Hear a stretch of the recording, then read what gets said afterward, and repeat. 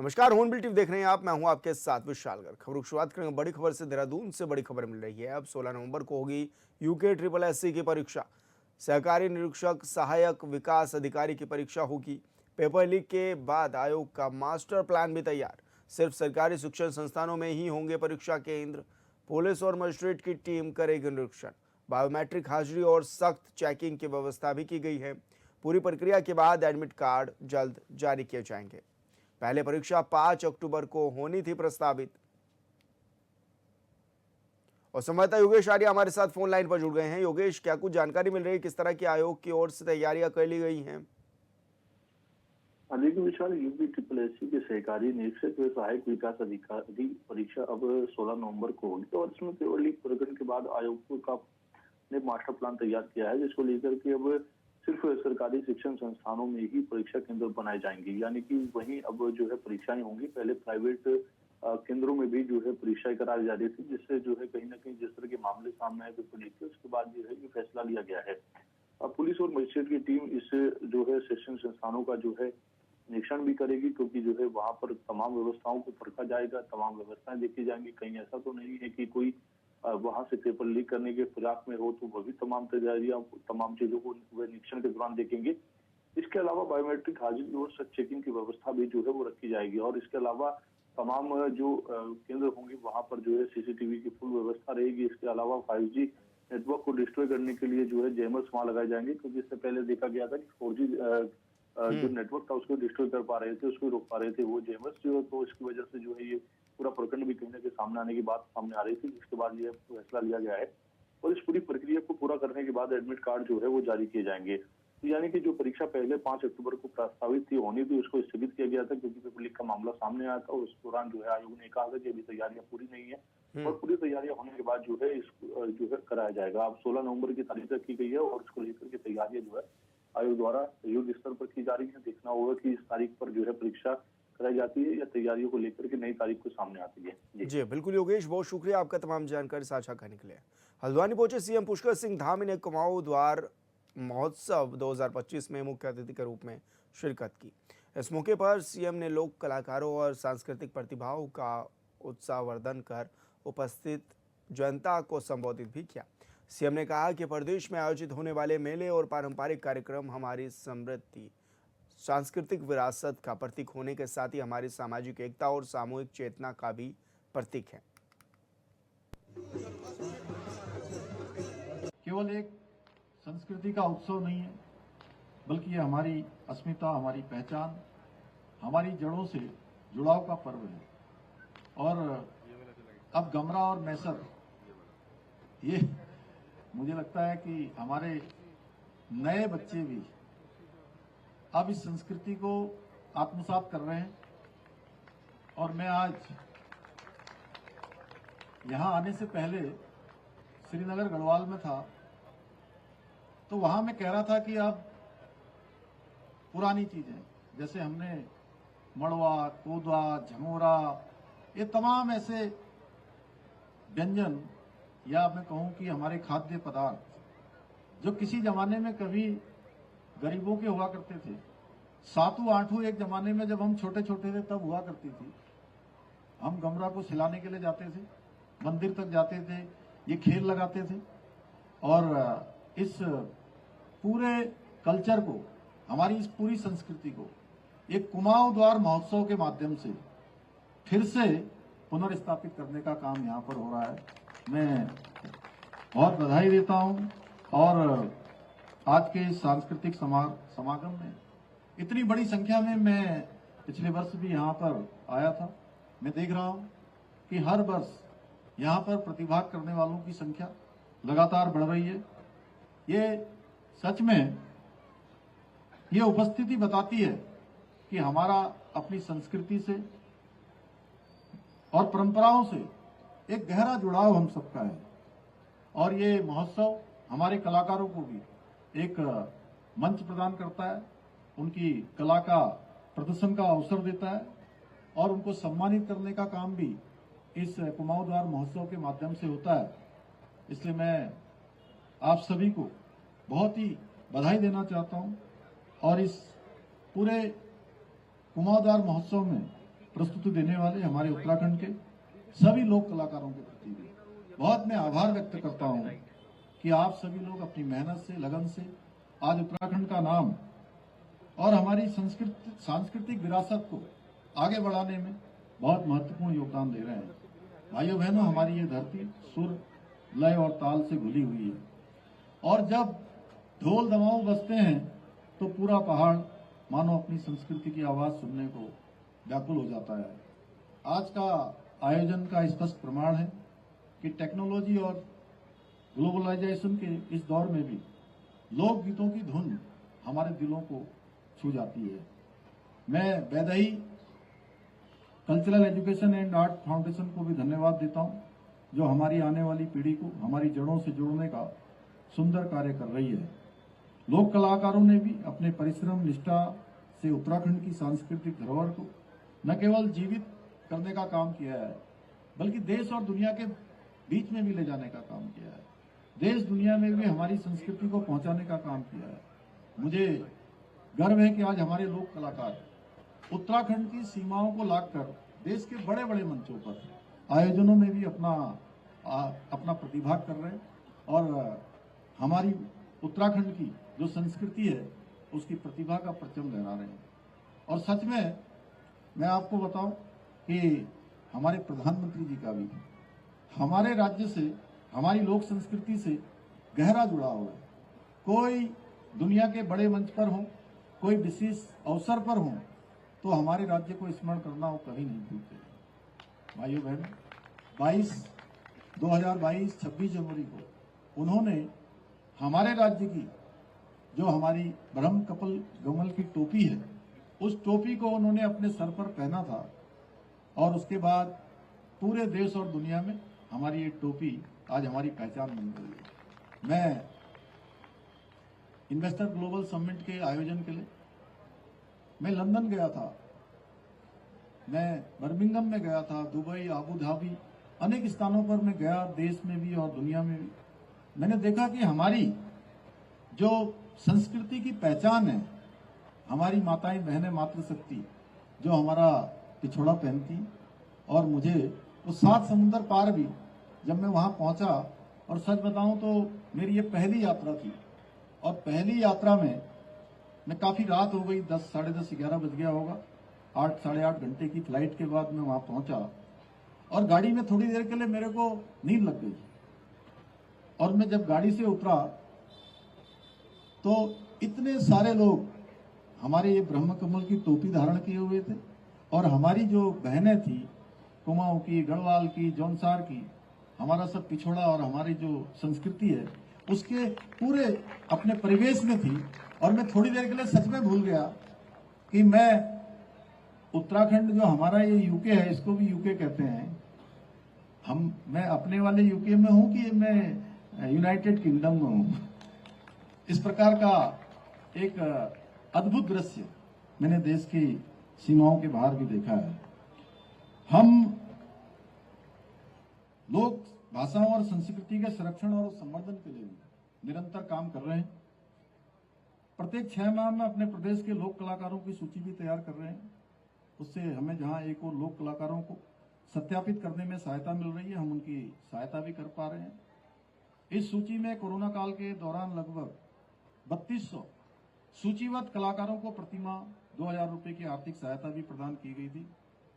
इसके अलावा अपना लोक कला के क्षेत्र में अपना जीवन समर्पित करने वाले 60 वर्ष से अधिक आयु के वृद्ध अस्वस्थ लोक कलाकारों को प्रतिमाह 3000 रुपए की पेंशन भी प्रदान कर रहे हैं।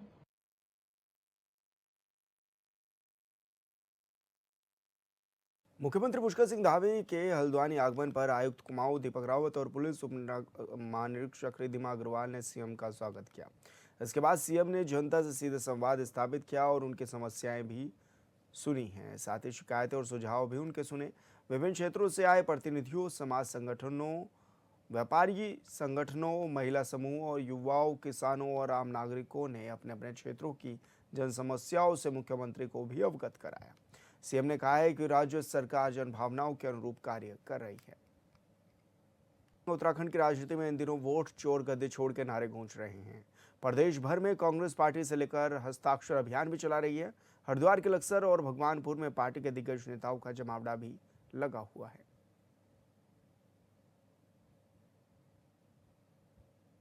कानपुर और लक्सर में वोट चोर गद्दी छोड़ हस्ताक्षर अभियान में प्रदेश अध्यक्ष करण मेहरा, पूर्व प्रदेश अध्यक्ष गणेश गोदियाल, पूर्व मुख्यमंत्री हरीश रावत, यशपाल आर्य, नेता प्रतिपक्ष और मुख्य अतिथि के रूप में कांग्रेस उत्तराखंड प्रभारी कुमारी शैलजा ने भाग लिया। इस दौरान कार्यक्रम में सैकड़ों कार्यकर्ता मौजूद रहे। रक्षक हैं, अगर वहां से ही इंसाफ नहीं मिलेगा, इलेक्शन कमीशन से इंसाफ नहीं मिलेगा, जब राहुल गांधी जी ने एक एक तथ्य सबके सामने रखा है और इलेक्शन कमीशन का कोई हमें जवाब नहीं मिल रहा, तो आप सोच सकते हैं कि आम नागरिक के लिए कितना मुश्किल हो जाता है, जिसका वोट कट जाता है या जिसके नाम पर कुछ और गलत वहां पर कार्य किए जाते हैं। एक एक घर में जब सैकड़ों लोगों के नाम लिखे जाएं, ये फर्जीवाड़ा कब तक चलेगा, कैसे चलेगा? हमने लोगों को जागरूक करना है ताकि आने वाले समय में हर एक नागरिक के वोट के अधिकार की रक्षा की जाए और हमारी पार्टी भी इसके लिए पूरी तरह से नीचे जमीन पर कार्य करेगी। हम एक जमाना था जब कहा जाता था कि सीबीआई इंक्वायरी की जाए, हमेशा कहते थे, लेकिन आज के दिन जिस प्रकार से आपने देखा कि केंद्रीय एजेंसीज जो हैं उनका उपयोग या दुरुपयोग हम क्या कहें जो किया जाता है, किस पर विश्वास करें? हम कैसे विश्वास करें? बच्चों के भविष्य के साथ खिलवाड़ हो रहा है। ये पेपर लीक का मामला एक छोटा मामला नहीं है, ये बहुत बड़ा मामला है और इसमें न्यायिक जब तक ओवरसाइट के साथ नहीं होगा तब तक बात नहीं बन सकती। कहा है कि सेंट्रल एजेंसीज का, चाहे ईडी है, चाहे सीबीआई है या और भी इनकी जो भी एजेंसीज हैं, इनका कहीं ना कहीं राजनीतिक रूप से दुरुपयोग किया जाता है। पूर्व मुख्यमंत्री हरीश रावत सहित कई कांग्रेसी नेताओं ने बीजेपी पर जमकर निशाना साधा। हरीश रावत ने कहा कि बीजेपी वोट चोरी करने वाली पार्टी है। बीजेपी हर तरह की चोरी कर रही है, लेकिन अब जनता उसे उखाड़ फेंकना चाहती है। हरदा का दावा है कि जनता ने मन बना लिया है। 2027 का नहीं, भारत के लोकतंत्र को बचाने का, भारत के संविधान को बचाने का, गांधी, नेहरू, अंबेडकर, उन सब के स्थापित मूल और मान्यताओं को बचाने की लड़ाई है। आपके अधिकार को बचाने की लड़ाई है। जो आम जन के, हर किसी के अधिकार में रोज डाका डाला जा रहा है, उस डाके से, उस चोरी से लोकतंत्र को, आपको, आपके घर को, आपके अधिकारों को बचाने की लड़ाई है। इसलिए हमने कहा है कि वोट चोर गद्दी छोड़, और उसके चारों तरफ सारी जितनी लड़ाइयां हैं, जो अन्याय है वो अन्याय की लड़ाई इसके साथ मिल करके लड़ी जाए। 2027 के मिशन को लेकर क्या? ये 2027 के मिशन में हमारे सारे कांग्रेस के कार्यकर्ता, दिग्गज, देखिए एक से एक बड़े दुर्धर्ष नेता, सब लोग एकजुट होकर के लड़ रहे हैं और 2027 तक सब मिलजुल करके एक दूसरे के हाथों में हाथ ले करके आगे बढ़ेंगे और इस लड़ाई को, मिशन को जीतेंगे और 2027 में कांग्रेस की सरकार बनाएंगे और एक बहुत अच्छे बहुमत के साथ बनाएंगे ताकि इनके पापों को मिटाया जा सके और उसके लिए हमारे पास लेजिस्लेटिव बहुमत हो सके। कांग्रेस नेताओं ने चुनाव आयोग पर भी आरोप लगाए और कहा कि चुनाव आयोग बीजेपी सरकार के दबाव में काम कर रहा है। कांग्रेस नेताओं ने कहा कि बीजेपी की सरकार जनता की रसोई तक में चोरी कर रही है, युवाओं के भविष्य की चोरी कर रही है, वोट की चोरी कर रही है। ऐसी कोई चोरी नहीं है जो बीजेपी नहीं कर रही है। संविधान हमारी आत्मा है और संविधान ने हमें मौलिक अधिकार दिए हैं, मताधिकार, और जिस तरह से भारतीय जनता पार्टी ने वोटों में सेंध लगाई है, चोरी की है, हमारे पास तथ्य हैं। आदरणीय राहुल गांधी जी ने तथ्य सबूत प्रस्तुत किए हैं और चुनाव आयोग के पास कोई जवाब नहीं है, तो जाहिर सी बात है कि इसके लिए हमने एक कैंपेन शुरू की है पूरे प्रदेश में, पूरे देश में। हम चाहते हैं कि जनता तक हमारी बात को पहुंचे, जिससे कि सच्चाई सामने आ सके। हमें अपने वोट मताधिकार का इस्तेमाल करना चाहिए और अपना जो हमारा हक है, जो हमारा मौलिक अधिकार है, जो फंडामेंटल राइट्स में जो हमारे अधिकार हैं, उसको हमें हर मतदाता को मिलना चाहिए। लेकिन भारतीय जनता पार्टी, चाहे स्टेट के चुनाव हो, चाहे राजस्थान का चुनाव हो, चाहे मध्य प्रदेश का चुनाव हो, चाहे हरियाणा का चुनाव हो, चाहे कर्नाटक का चुनाव हो, चाहे लोकसभा के चुनाव हो, इसमें इन्होंने भारी मात्रा में जो मतदाता हैं ही नहीं उन राज्यों में, उन कॉन्स्टिट्यूएंसीज में, बाहर से लाकर मतदाता बना दिए गए और चुनाव को प्रभावित करने का काम किया। इसको लेकर आदरणीय राहुल गांधी जी ने एक मुहिम छेड़ी है और हम निश्चित रूप से जन जन तक उस मुहिम को पहुंचाना चाहते हैं। पार्टी नेताओं का कहना है कि ऐसे करोड़ों मतदाता हैं जिनकी चुनाव के समय वोट काट दिए जाते हैं और ऐसे मतदाताओं के नाम अपने लाभ के लिए लिस्ट में जोड़ दिए जाते हैं, जिन्हें उस क्षेत्र में कभी देखा भी ना गया हो। बीजेपी एक सोची समझी चाल की तहत काम कर रही है। अब उस चाल को बेनकाब करना है और मिशन 2027 को कामयाब बनाना है। ये पूरे देश में राहुल गांधी जी ने जो एक वोट चोरी का मामला है और जिस वोट चोरी के आधार पर केंद्र में भारतीय जनता पार्टी की सरकार बनी है और राज्यों में भी भारतीय जनता पार्टी की सरकारें कई जगह बनी है, तो ये बहुत गंभीर मुद्दा है कि ये वोट चोरी से ये सरकारें बनी है और उसको पूरी तरह से राहुल गांधी जी ने बेनकाब किया है। हमारा ये आज का कार्यक्रम इस बात को जन जन तक पहुंचाने के लिए, कार्यकर्ताओं के बीच इस बात को पहुंचाया जा सके और कार्यकर्ता आवाम तक इस बात को पहुंचाए। हमारे आदरणीय प्रभारी शैलजा जी यहाँ पर आई थी और उन्होंने ये कार्यक्रम रखा था। तो मकसद ये है कि ये वोट चोरी न हो, वोट चोरी रुक सके, संविधान में नियत जो हमारे कानून है, जो नियम है, उनका पालन हो और वो प्रावधान के आधार पर चुनाव हो, चोरी न कर सके कोई। इस चोरी को कैसे रोका जाए, इसको लोगों को जागरूक करना इसका मकसद है। विरोधाभास है। पहले मुख्यमंत्री कहते हैं कि ये पेपर लीक नहीं है और फिर मुख्यमंत्री कहते हैं कि ठीक है हम इसमें सीबीआई जांच करेंगे और उसके बाद परीक्षा भी निरस्त कर देते हैं। तो मुख्यमंत्री बताएं कि उन्होंने पहले सही बोला था या बाद में सही बोला, बताएं।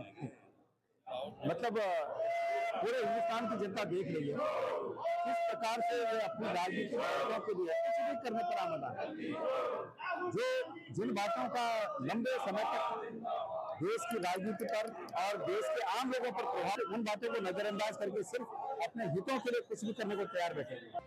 दरअसल राहुल गांधी लगातार बीजेपी सरकार पर हमला कर रहे हैं। पिछले दिनों दिल्ली में प्रेस कॉन्फ्रेंस के दौरान राहुल गांधी ने वोट चोरी का आरोप लगाया था और अब कांग्रेस उत्तराखंड में अभियान चला रही है। जाहिर है इसे विधानसभा चुनाव 2027 की तैयारी के रूप में देखा जा रहा है।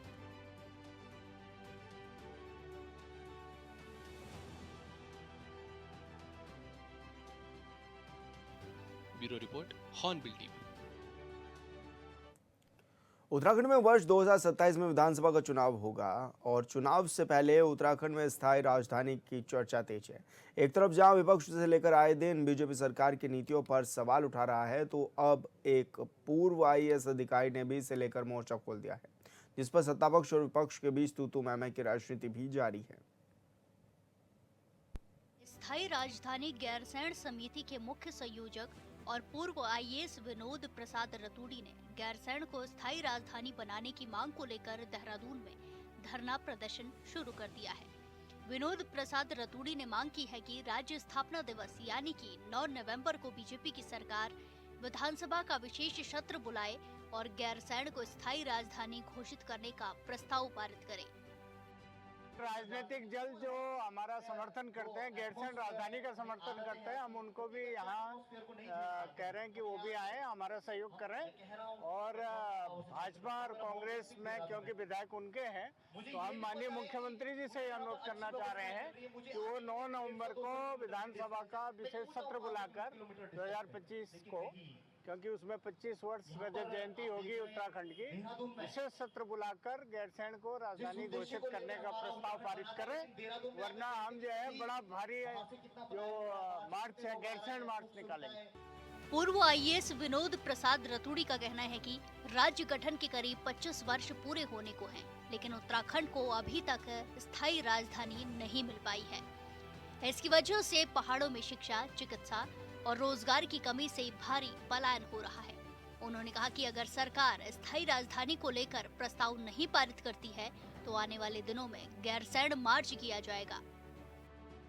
गैरसैंण को अस्थायी राजधानी घोषित करने के लिए प्रदेश में फिर से जन संगठन आवाज उठा रहे हैं, धरने प्रदर्शन भी चल रहे हैं और निश्चित तौर पर पर्वतीय प्रदेश की राजधानी गैरसैंण में बनाने में कोई दिक्कत सरकार को नहीं होनी चाहिए। कांग्रेस पार्टी लगातार गैरसैंण को अस्थायी राजधानी घोषित करने की मांग करती रही है। और फिलहाल इस बुलेटिन में इतना ही। आप देखते रहिए हॉर्नबिल टीवी।